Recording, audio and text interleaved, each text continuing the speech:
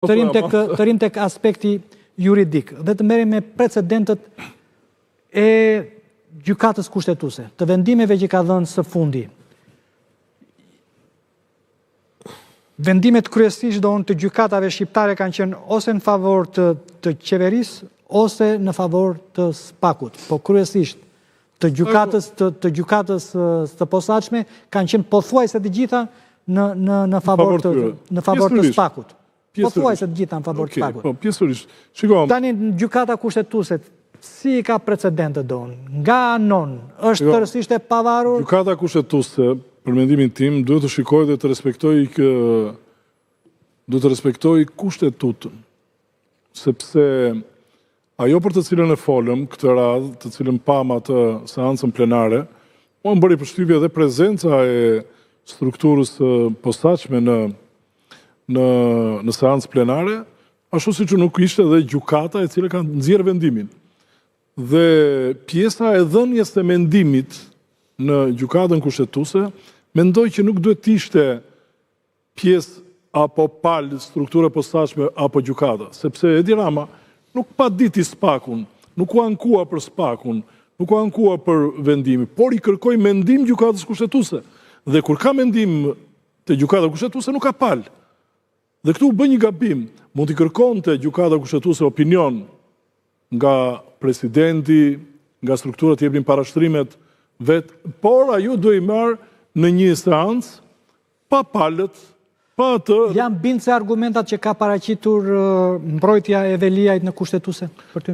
Shikom, në qoftë se i kthehemi në kohë te pjesa e shkarkimit të zotit Veliaj, kishim 3 elementë. Tani shkarkimi është tjetër gjë. Ja, një sekond. U e zaurua. Tani jemi duke folur për masën e sigurisë. Për masën e sigurisë? Po. Aty do dalë, dhe te kjo. Përsa i përket ta nisi nga masa e sigurisë, mënyra se si është arrestuar Erion Veliaj është gabim. E para njërë që ajo arrestua në zyrën e qytetarëve të Tiranës. E para. E dyta, në qoftë se me të vërtet ai përbënte një element të rënd që të cënonte atë pjesë për të cilën u fol, unë gjeni një mas tjetër. Iku kjo.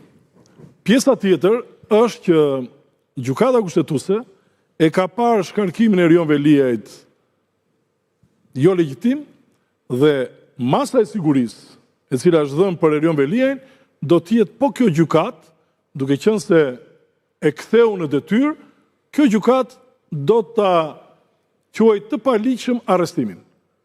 Dhe unë këtë pres që do dali në këtë pikë dhe në këtë konkluzion. Sepse, po ta shikosh me imtësi dhe ligjin, thuhet që në paragrafin e 3, përveç atyre që zgjidhen në formë elektorale, Erion Veliaj si është zgjedhur?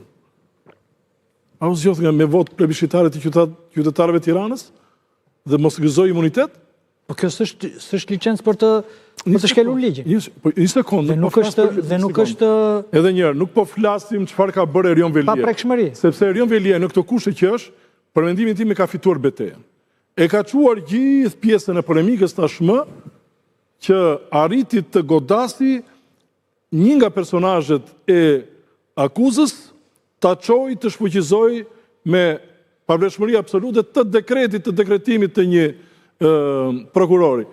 Po ta shikosh me imtësi dhe gjërat të cilat do të dalin në vazhdim, do të shikosh gjëra të reja të cilat nuk i ke parë më parë. Dhe unë e shikoj që kjo pikë e gjykatës kushtetuese këtë radhë do të bazohet te pjesa ka qenë i ligjshëm apo jo arrestimi Erion Veliajt, kanë qenë ato prova apo jo